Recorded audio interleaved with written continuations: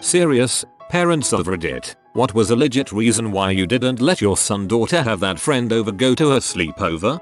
One of our friends has a granddaughter who was treated horribly by her parents. They ignored her and just locked her in her room. When she was young, it wasn't that bad when she came over. She would act out from time to time, but she was just so happy to be somewhere else, and you could tell. It made us feel wonderful that we could provide that, and we did so often. We tried to basically make our house a second home for her. However, as she got older, she started acting out more and more. It reached the point when she was 7 that she was stealing money from our child's piggy bank. She got into my wife's purse and stole money. We then caught her stealing toys to take home with her. She would run around saying frick you, frick Jesus, and all sorts different ways to say frick. We'd take them to the park and she would get into literal fist throwing fights with other kids. These sort of things started happening every time she was over. It went from we feel so great that we can give her a break from her troubled home life to sorry but she can't come over anymore, and we felt awful. But she had turned into a literal terror and nothing we tried would get her out of it. The turning point was when she smacked our youngest across the head with a wooden toy and he needed to get stitches. We tried to get CPS involved, but they basically said as long as she's going to school, getting fed, and not being physically or sexually abused, there is nothing we can do. Last I heard, she is in prison for assault and drug charges. My friend and her sister could sleep at our house, but my sister and I couldn't sleep at theirs. In college I figured it out. Their house was a fire trap. Pathways between stuff like a hoarder's house. The bathtub was full of dirty water constantly. You had to move stuff just to use the toilet. The stairs to the basement, where we would have slept, covered in clothes and only one way out of the basement. The windows were too small to crawl out of if you were larger than an average 2-year-old. Saw the inside of the house years later and it was like a different house. They had a piano in the living room that I'd never seen before because it was just covered in hoarder crap.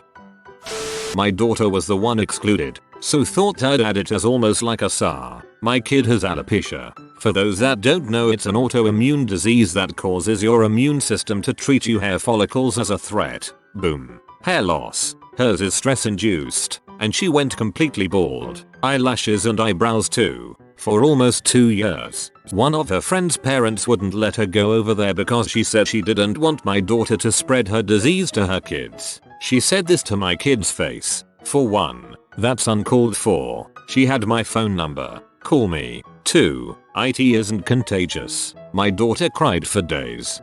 What an absolute C that woman is.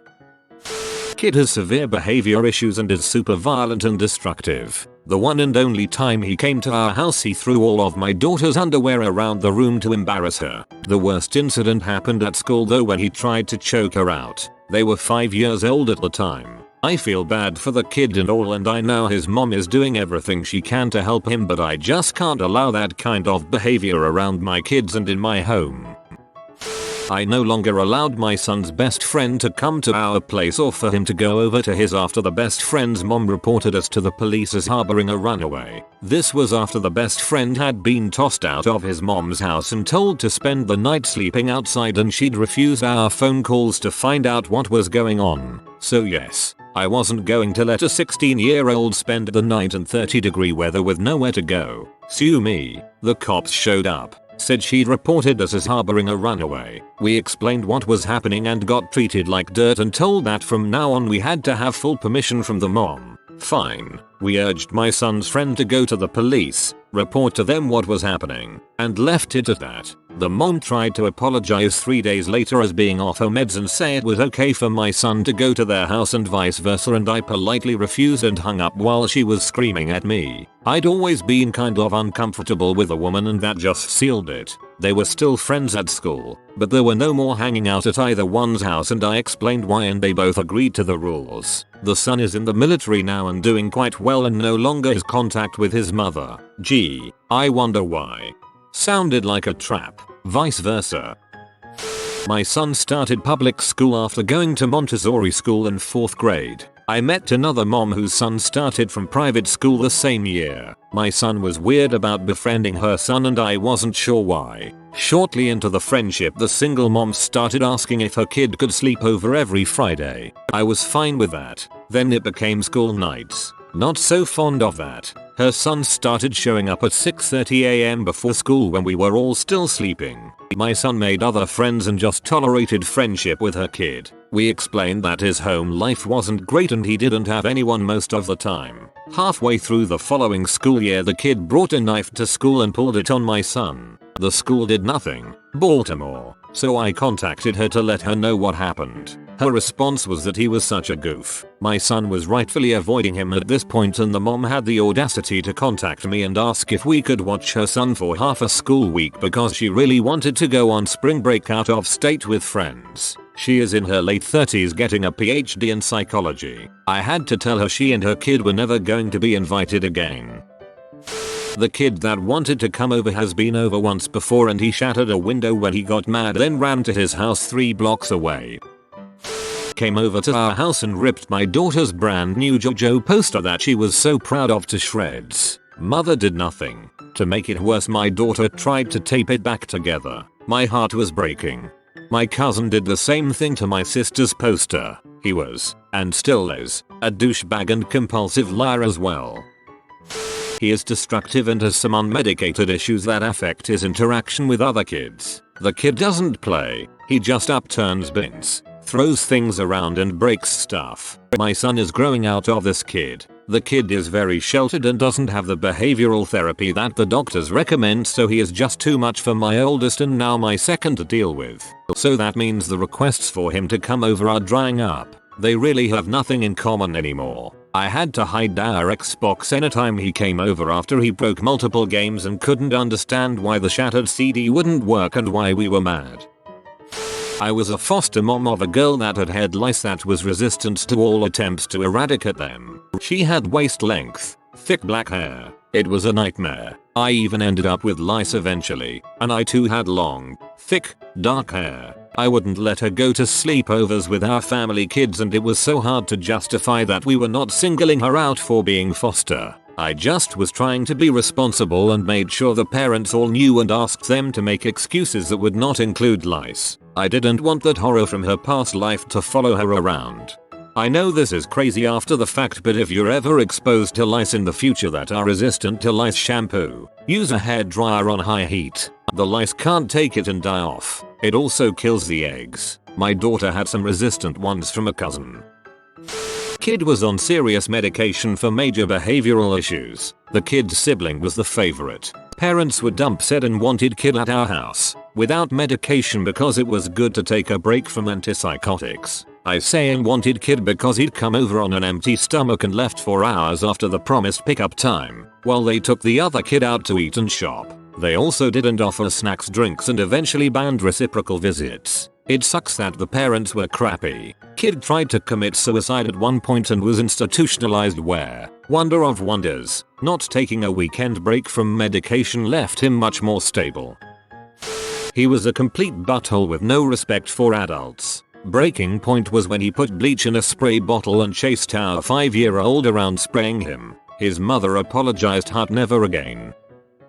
My daughter's best friend comes from a home where the parents are kind of a mess. Trying to explain to her why her friend can stay at our house, but she can't stay at their house without flat out saying her parents are constantly dealing with the police over domestic violence. Plus you'd come home smelling like an ashtray and get the equivalent health benefits of smoking a few packs of cigarettes is a real challenge. I know the band kid. He would break crap, hide from you, hit the dogs, and he'd be rude and physically abusive to my grandmother. He'd pinch her for literally no reason and probably little kid punched her a few times. He would scream for no reason and no matter what you did for punishment he'd ignore it. My mom physically threw him and all his toys out of our house one day after he hit a couple dogs and pinched my grandmother in quick succession. And he just stood outside and fake cried telling us to let him back in. We live in the middle of nowhere with no neighbors or traffic. He wasn't in any danger, and if he actually thought about it he could have found his way back in. I think like an hour of peace went by and she finally let him back in. Stories from school include walking out of class and into another and then beating a kid up, pulling a girl down by her ponytail and wailing on her, attempting to stab a kid with scissors, and being such a handful the teacher tried to get him moved to a special needs school. He was 5 when all of that was going on. He's 6 now and medicated with therapy and doing insanely better. His mom is moving cross country with him to be with her family so they can help look after him. He was banned from a lot of school events and didn't have many friends, but that's turning around now. It's nice to hear that, at least in one of these stories, things are turning around for the banned child. Hopefully he continues down the right path and is able to make friends and be a good kid. Pretty sure her dad was abusive and she picked up on that hostility. I didn't let my daughter go over and she doesn't come over here because, despite me feeling bad for the girl, she spent her time in school with my kid telling her to not listen to the teachers and to be disruptive. 9 years old if that helps to understand. Have the same situation with a neighbor. The father is a drunk and abusive and the kids have learned how to choke other kids out from seeing the father to that to their mother. They are also destructive and have no respect for other people's property. The violence. This kid just was violent to the bone. A kid tries to do anything with this kid and a moment later they are either in a headlock or crying on the floor with bruises under their shirt. I found out a few months ago he got put into juvie. Don't think he's far from a prison sentence after he steps out. A relatively new male friend of my 13-year-old came over for the first time, and when I say come over, I mean climbed over a 6-foot cinder block privacy fence to surprise 13-year-old with an engagement ring, plastic, and a plant, stolen from neighbor. Full stop. She was then invited on his family's vacation. She did not go. Our romance is truly alive and well, I see.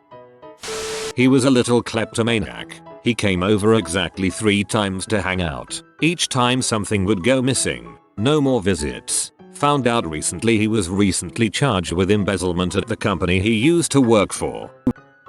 I hated not letting the child sleep over, but that would have meant that my child would have wanted to sleep over at his house. His mother was living with a very abusive man who raised every single hair on my neck. This man taped off areas where my son's friend could walk and sit, ration food, etc. I was not about to let my son be in that environment. The friend started acting out from abuse. I had already talked to the school counselor about my suspicions and CPS was involved. It was hard to explain to a child of 8 why this friend couldn't come over. I was a situation that set off my early warning senses. We were staying at the house of the daughter of my in-laws' friends. She had a 3-year-old son. My daughter was 5. They played well together, but I got some weird vibes that told me that my daughter shouldn't be crashing in the living room in a sleeping bag. I had her sleep with my wife in the guest bed while I slept on the couch. I kept a close watch on the kids the rest of the evening. The next day as we were leaving, the 3-year-old basically tackled my daughter. He was big, she was very small, and tried to mount and hump her on the floor. I extracted her and told him that wasn't appropriate. My daughter laughed it off as him trying to wrestle with her. Once in the car I told my wife under no circumstances would our daughter ever be allowed back in that house. Ever. She agreed. We later learned that the then boyfriend of the woman with the son used to let the boy watch hardcore P with him. Mum found out when CPS got involved. I wasn't allowed to go to sleepovers anymore after my cousin's best friend murdered him at theirs. My parents went to drop off my stuff at a friend's house because I wanted to spend the night. They walked in, and my dad said nope, you're coming home. She had 2 brothers. One was super nice. One was very touchy. Her dad then threatened my dad and said he can't take her child out of his home without his permission. My dad being 6'3" and a large dude got in his face. Her dad looked like a string bean and said he was taking me home right now. My dad told me later he had a really bad gut feeling something bad would have happened if I stayed. Her touchy brother is in jail now, for what I'm not even sure.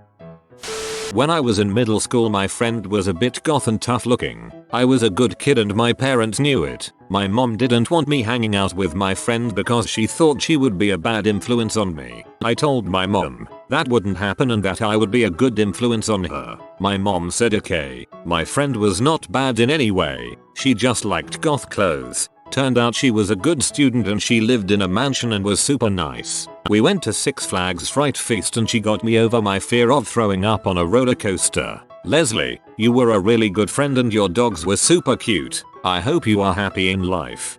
I'm so glad this one had a happy ending.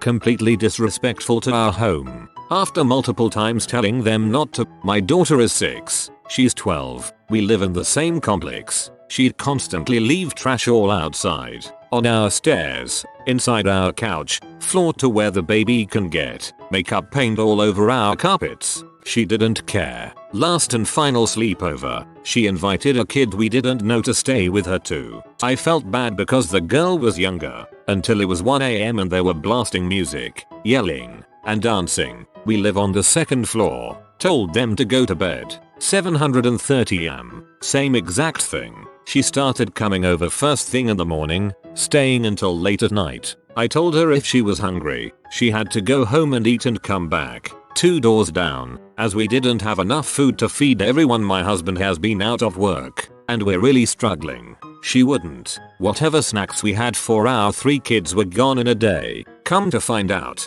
she wasn't allowed at home while her mom was at work, because her 24-year BF was at home, and she's getting boobs so she didn't need to be home alone with him. So much wrong with that statement, but true. Just last week the mom sent her to another state for a bit. My daughter misses her, but it's been nice not having my place full of kids. She'd bring friends all the time, all day every single day, and eating all the food we don't have.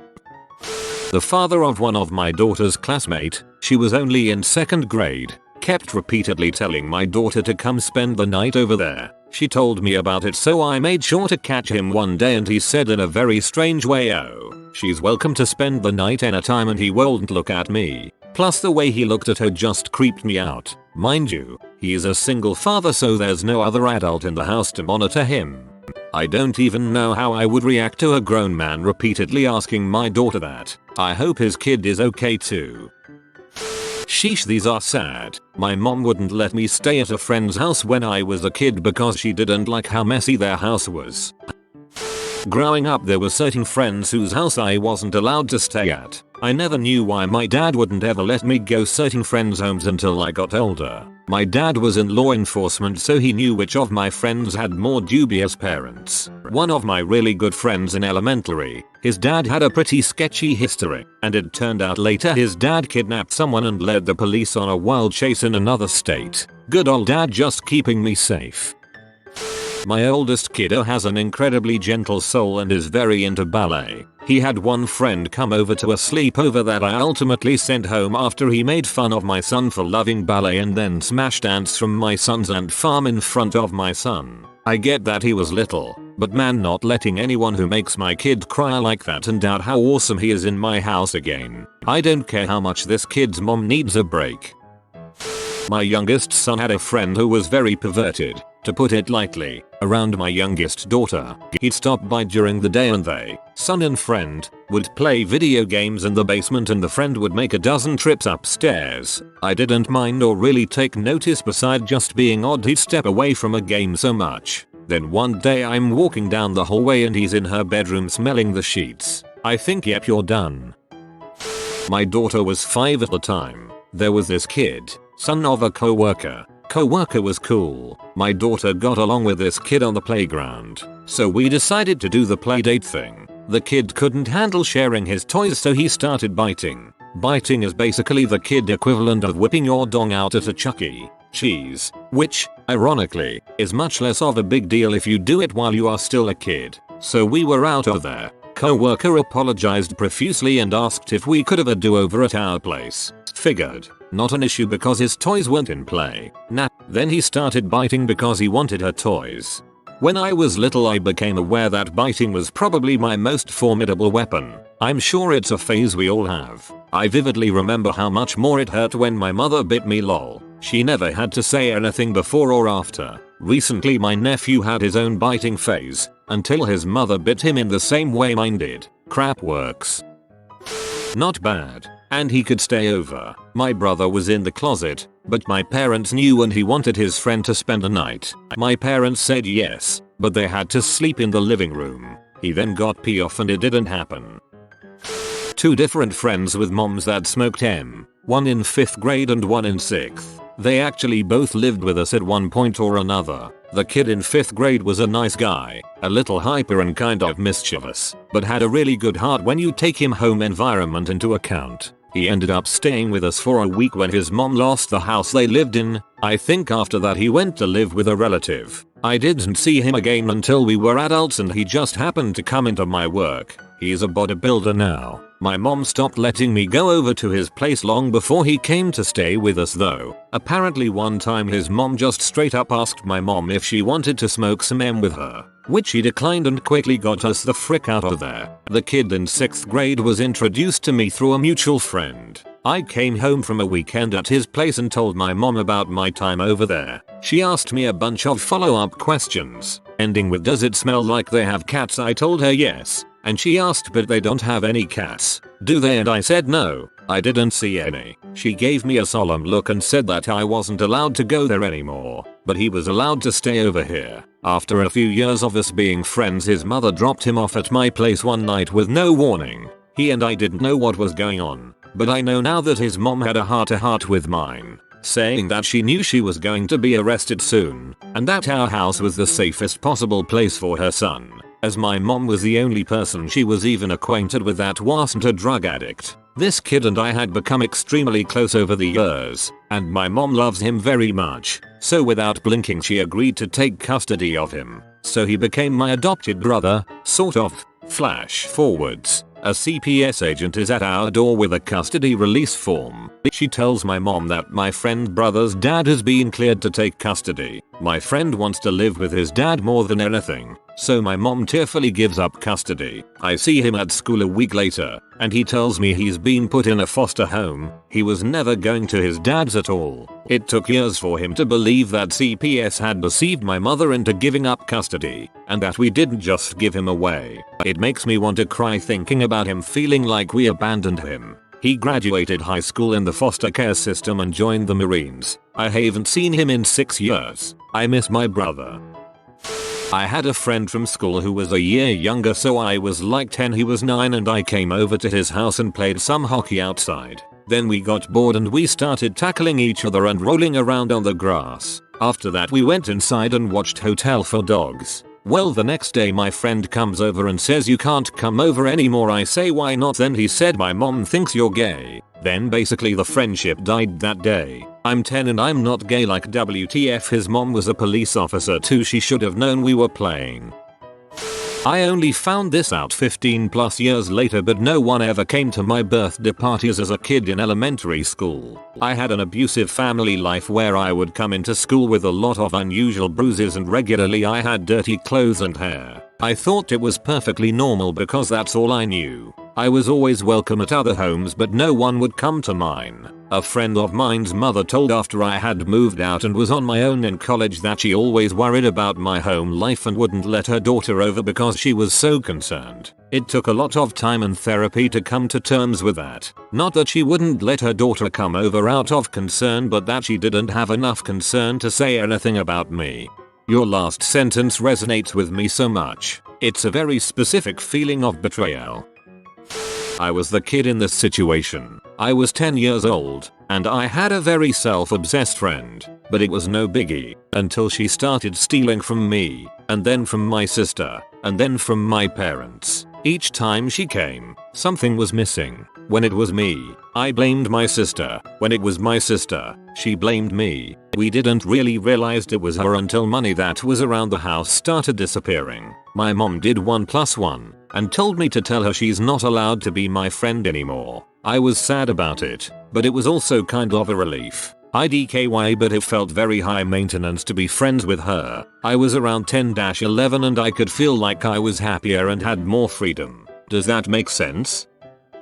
I had a gut feeling that something was just off about a young man that my son was friends with, but couldn't put my finger on it. I refused to let him stay over because of that gut feeling. Years later, it came out that he assaulted a mutual female friend in her sleep. As a parent, I never had to make this decision. My child and I had coded responses with each other. I knew from my own experience that these situations can be very tough and your school friends sometimes try to pressure to do things you don't want to do, especially if they have their own agenda. Basically, if my child said, "May I go do this?" I knew she really wanted to and felt comfortable, so my answer was yes unless we had family stuff to do. If she said, "Can I knew she felt uncomfortable or pressured into asking, so I would have her back and say number. I always trusted my child first and gave her the power to communicate, learn to trust her own gut and be confident. We made up codes between the two of us for her entire growing up. It worked so well during her teenage years. If she was uncomfortable at a party or situation, she would text me a certain phrase and I knew she wanted me to call her with a reason to leave. We also never had curfews. Each event was different. We would talk about it and decide together what time she would be home. Now as a grown up, she has thanked me a lot and said this was one of the best things I did for her growing up. She always felt like we were in it together. We were, and she is turning out to be an amazing person. This was a very rewarding part of being a parent. Not her parent, but my sister is 9 years younger than me. Wouldn't accept her ex-boyfriend. Not being toxic and the whole defensive act some big brothers do. I just didn't like the guy. He was super emo and I could just see some light in my sister going out. He was really possessive of her and whispering like freaking worm tongue in her ear all the time. Weird stuff now, not like whispering secret little jokes but whispering conversations. I assumed they were mocking me or my family. I ended up making a demand that he not be in the house if I was home. Not something I have ever dreamt of doing before or since. Turned out he was whispering super dark crap about suicide, self-harm, as well as subtly belittling and completely emotionally blackmailing her. She broke down and told my mum all about it. Thankfully, they then broke up, but he hung around trying to contact her for ages. He'd be telling her that if she didn't go back to him that he'd hurt himself, etc, etc. Took a while but it fizzled out. She was back to herself in no time, thanks to Jesus. Fast forward 10 years, I'm on an A&E shift. I assess some poor girl who has addiction and mental health problems. She'd had a few suicide attempts in the last year. Lo and behold, who's her boyfriend? The same scrawny little bollocks. He refused to acknowledge my existence when I assessed her. He just sat there looking at her and grinned. Not smiling but bloody grinning. The whole time. Psychopath. This didn't happen to me, but one time my cousins, 8 and 10 years old, wanted to have this older kid, just turned 18, over from their church to spend a night. The guy wasn't really weird at all and seemed nice and I'd hung out with him a lot, but their mom just didn't feel right about it and said no. About 2 years later it came out that he had been molesting kids at another church he was going to and had gotten arrested. Crazy stuff. My kid is not allowed to go to his friend's house down the street. Too much police activity there, including a friend of that family arrested for selling drugs from there while visiting. No whoop. I have told him it's not a safe house, and his friend can come here but he can't go there. There are other reasons why I don't trust their judgment, but I figure the drug stuff is enough, right? Not parent, I was the kid. Used to be friends with this girl that I met at sporting events around 10 times a year, and I would always want to hang out with her and spend a lot more time with her than I was ever allowed to. She gave my parents a really off vibe, and apparently used to ask really inappropriate questions. My parents wouldn't let me go to hers at all. A month ago, she was imprisoned for killing her ex-fiancé by beating him, tying him to a car and dragging him before stabbing him multiple times and then setting his body on fire. She had help but she was the main one. Dodge a bullet there. Dad is a chain smoker and smokes in the house. We'll have my daughter's friends stay over, but we'll find an excuse to have her take a shower early on, go to the park, swimming, etc. Our daughter can't stay there overnight, and even if she is there for a few hours she showers and changes clothes as soon as she gets home. I love sleepovers, and had nothing but positive experiences with them as a kid all through the 90s. My wife however did not. She had very bad experiences, and her mistrust of sleepovers only intensified when her nephew was found out to have molested all of his female cousins over the course of who knows how long, so she says our kids will never have sleepovers because she has only ever seen the bad side of them, and I can't really think of a valid argument to counteract that, nor do I really want to try at this point. That's some seriously bad stuff. You have been visited by the romantic doggo. comment love is magic so you never fall in the friend zone. If you are new to the channel, you can subscribe. I publish new videos every day. Until then, check another video, or don't. Either way, have a great day you magnificent people.